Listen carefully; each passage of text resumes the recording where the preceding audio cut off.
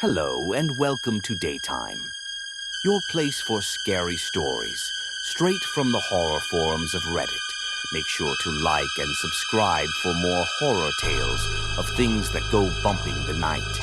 On tonight's episode, a man finds himself mistakenly inside people's heads when he's placed in the way of danger. So, are you sick in the head? Because my mind is contagious. I've always been a bit off. I grew up with my grandparents in the outskirts of St. Gall, Minnesota. You could call them hippies if you want. They were emotionally distant people. I could tell they weren't very close with their child, my mother, and they weren't happy with her decision to have me. Honestly, most of the parenting I got were from the other residents of St. Gall, this close-knit community of outsiders. And my parents? Well, I've never met them. My mother is in jail, possibly for life.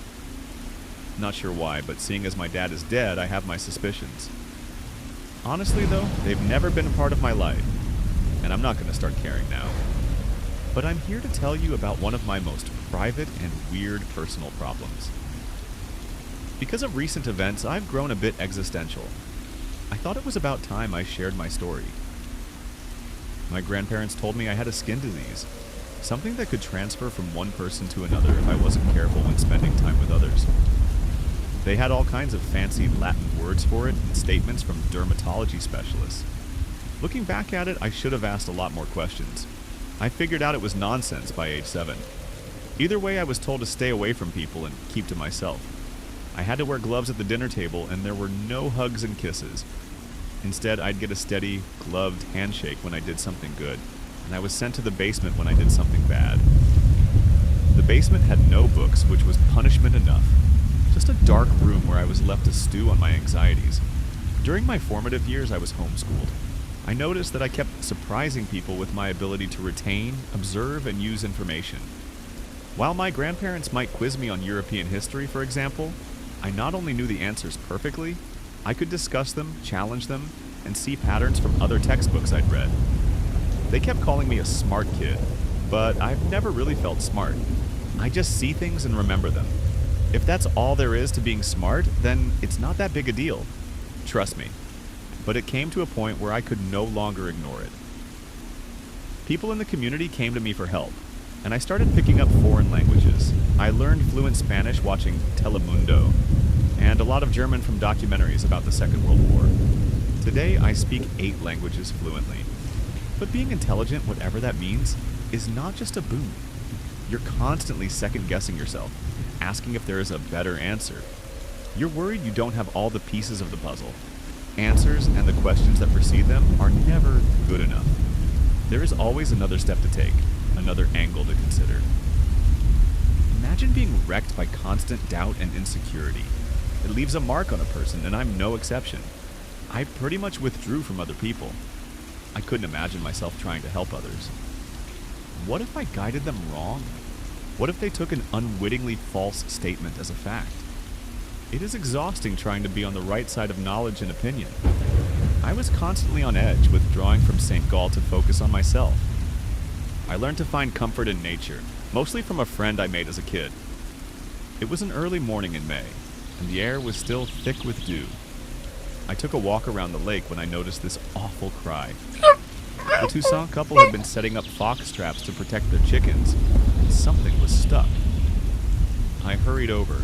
At first I thought it was a small dog, but the shape of the paws were all wrong. Taking a closer look, I realized I was looking at a baby black bear. The mother was nowhere to be seen, and the little thing was screaming its heart out. I felt awful, but as I approached, it lashed out towards me. I tried to calm it down, and the strangest thing happened.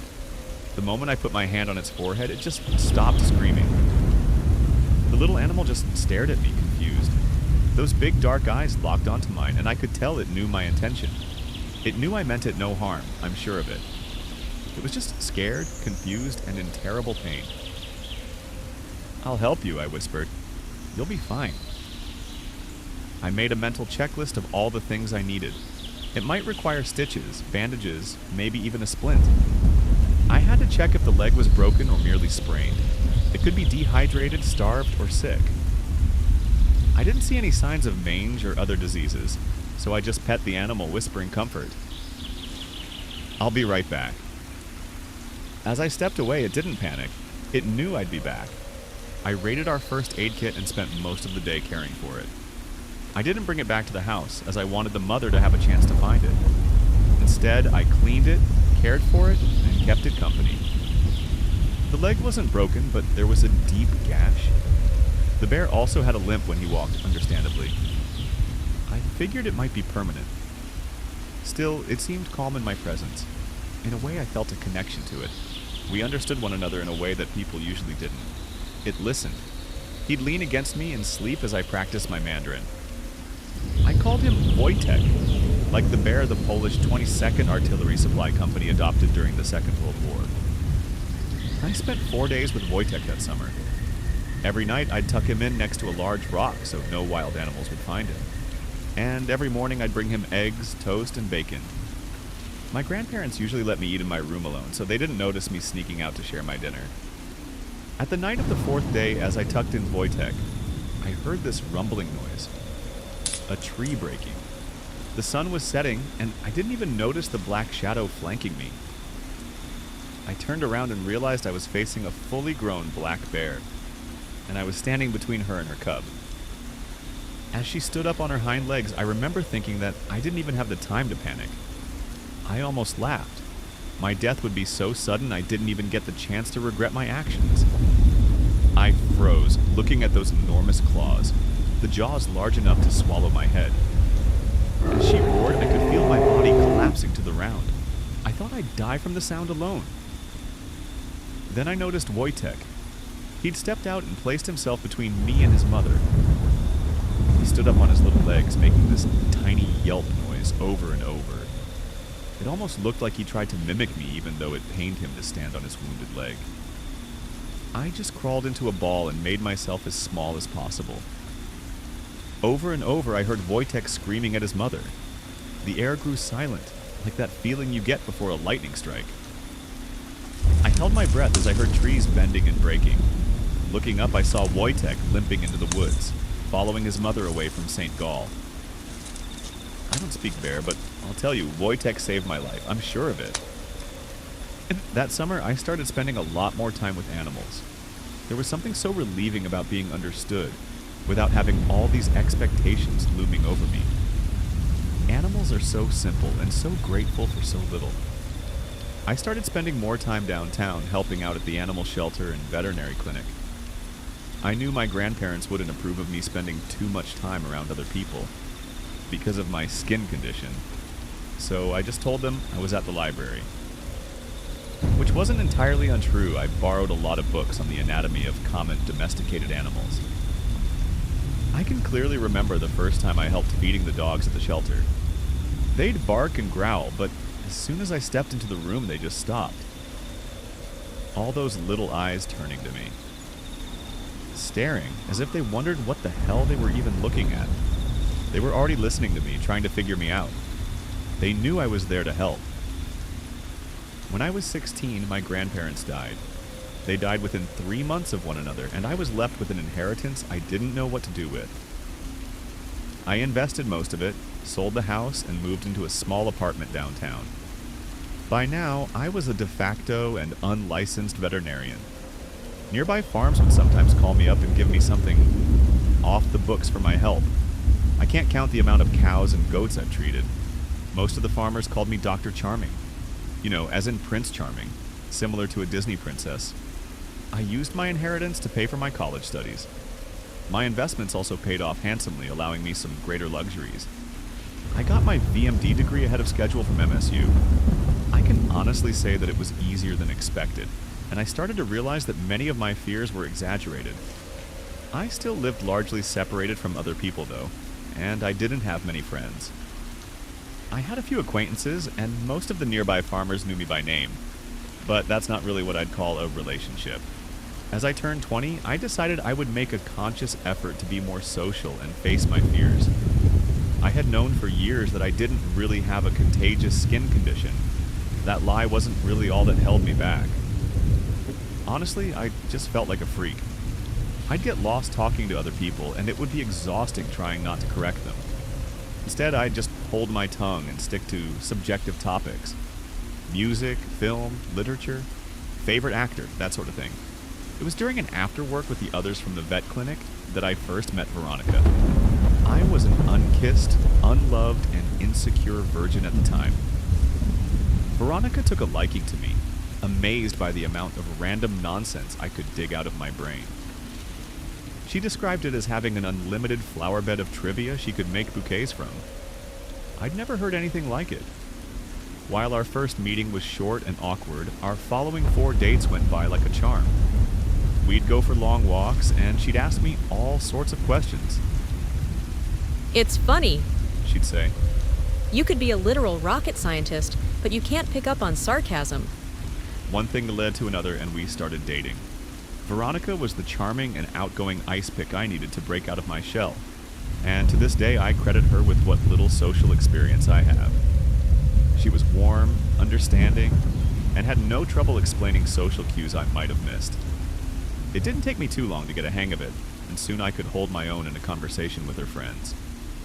But things weren't perfect. After about a month, I remember waking up in the middle of the night to find her sitting at the edge of the bed, crying hysterically.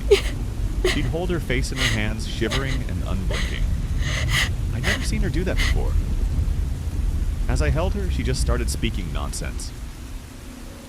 None of it matters, She'd say. We're nothing but walking wheat, broken clocks. We're useless, fragile, and so insignificant. I'd try to calm her down, but it wasn't possible. We'd sit for hours, and she'd just spew these horrible existential anxieties. She'd have these mental breakdowns every now and then, several times a week, and she started recoiling from my attempts to comfort her. I made her feel this awful dread. It just feels like you're going to tell me something awful, She explained. You're in my head, and I want you out. It worried me how much she reflected my own anxieties, and it was clear I was making her unhappy. My worst thoughts were coming out of her mouth. So we broke up. That relationship lasted a few months in total, but I couldn't get over it. The way I'd turned her from this happy-go-lucky and independent woman to a nervous wreck. It made me feel like an abuser. I had no idea what was even going on, and I couldn't tell what was wrong with me. I heard from a friend of a friend that she started taking Xanax and going to therapy. I'm not sure what I think about her therapist, Dr. Bogan. That woman gives me the creeps. Back then, I spent a lot of time with my work colleague turned friend, Jacob. He was a few years older than me and had just gotten his own VMD. He had seen a lot of the strangeness I brought to the clinic, and he was one of the few who didn't seem to mind or question it. He had this amazing laugh that could easily break the tension. I remember this one night we spent at the bar, about after a week after my breakup with Veronica. It was one of the first times I got really drunk. That bottle of blueberry wine felt like stepping on a goddamn landmine, and my shell just cracked wide open.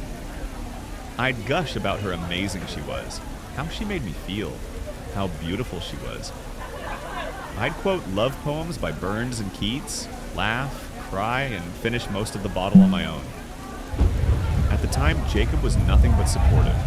He'd pat me on the back, he'd make sure I drank plenty of water, and he'd ask me all kinds of follow-up questions. He just wanted me to get it all out. He actually told me it was nice to see me act all human for once. At the end of the night, he helped me get back home. Before we parted ways, I gave him this big hug, and he just froze. 2 weeks later, I found out he and Veronica had started dating. Out of nowhere, he just started courting her. She'd appreciated the attention, and the two had gotten along.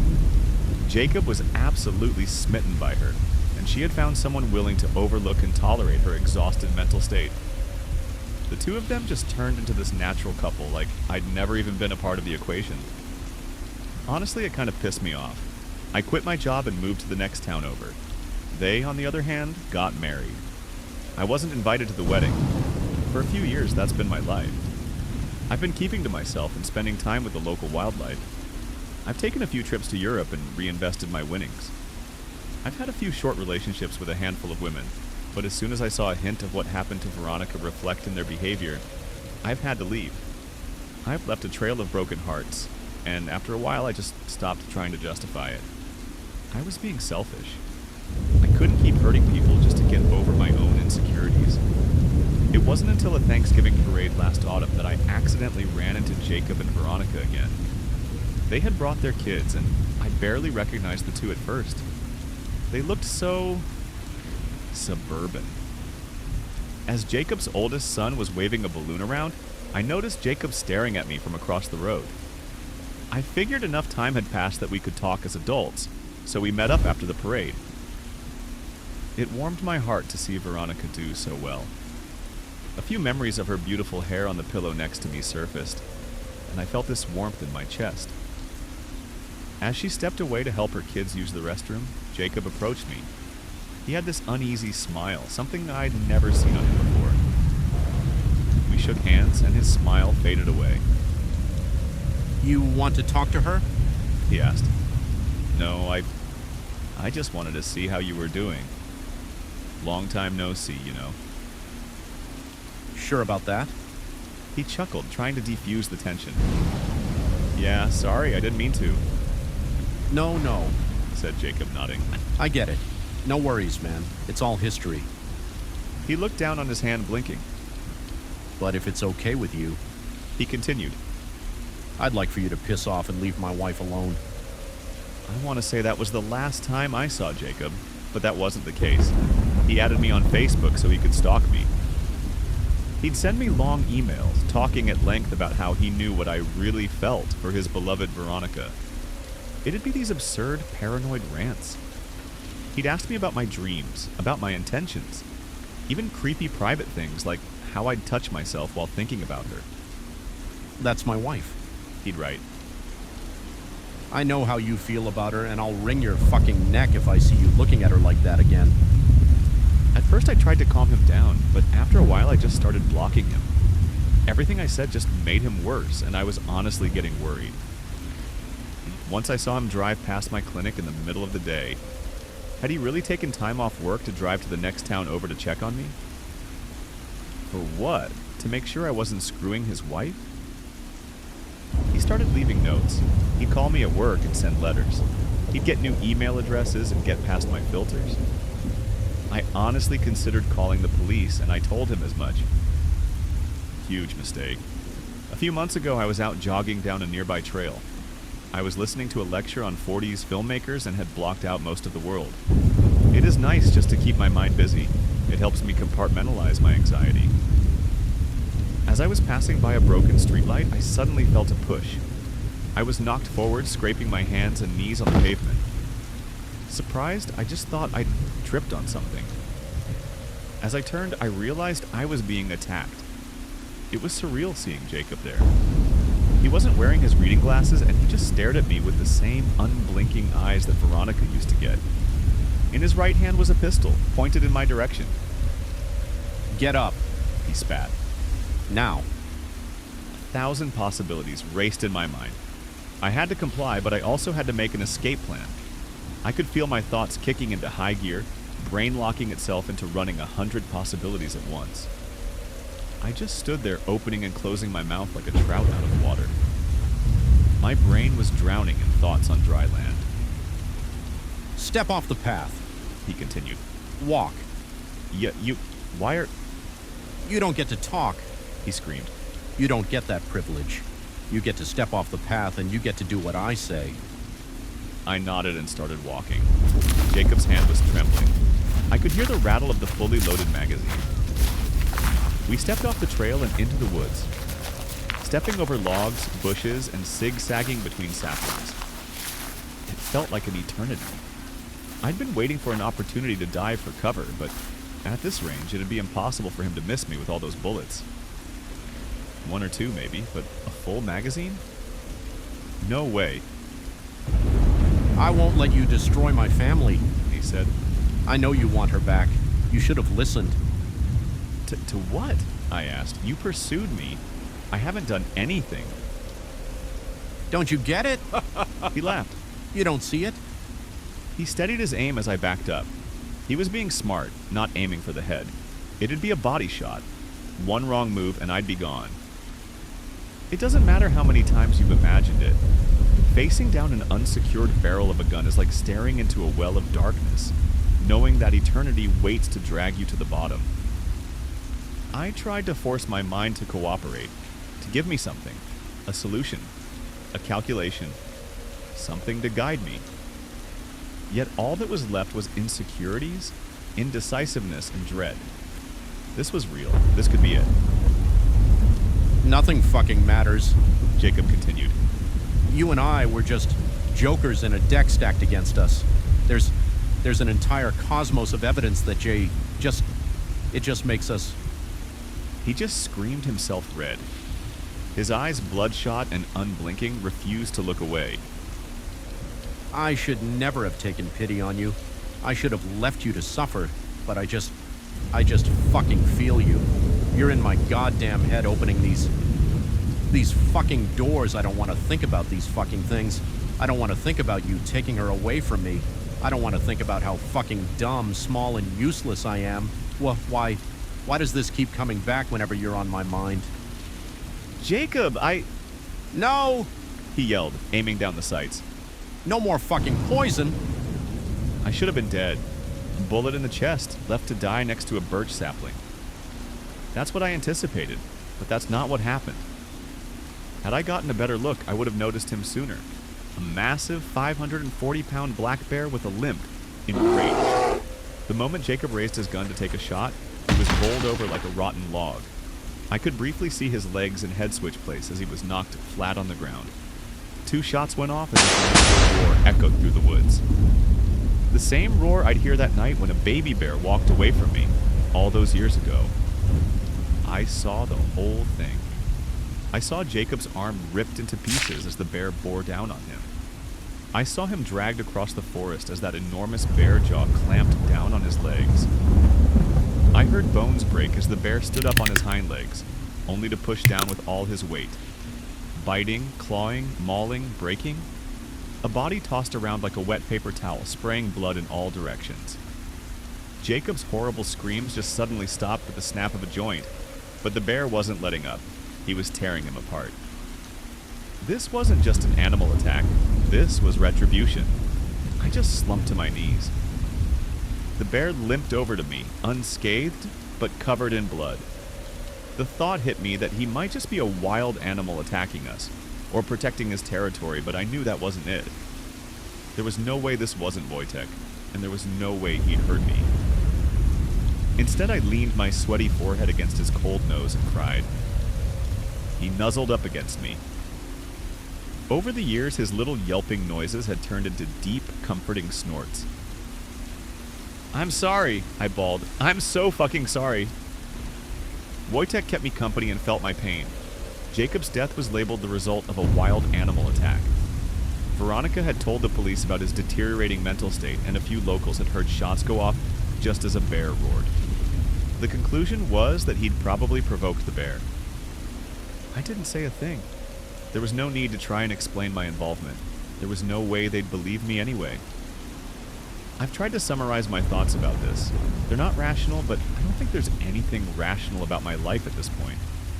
I think my mind is somehow contagious. I think my mood, my mindset, and worries can spread. Animals don't really have the capacity to understand my anxieties, so they just pick up on my immediate intentions. They understand the basics. They don't need the rest. But people? People are complicated. I think Veronica picked up on my worries, social and otherwise. I think it caused some sort of short circuit in her ego. And Jacob, well, the first time I hugged him, I must have shocked his system with my thoughts of Veronica. Maybe that's what caused him to pursue her in the first place. Maybe seeing me again and shaking my hand reignited something that had laid dormant for years. I don't know if I can trust myself around people. It is so much easier to write, to share things online. No one gets hurt. No one gets intrusive thoughts. You can just lean back and call bullshit on my story. I don't know what to do, how to move on. Can I even see a therapist? Either way, I think I'll be alone for now on. Then again, as I look to the woods, I know there are those who care.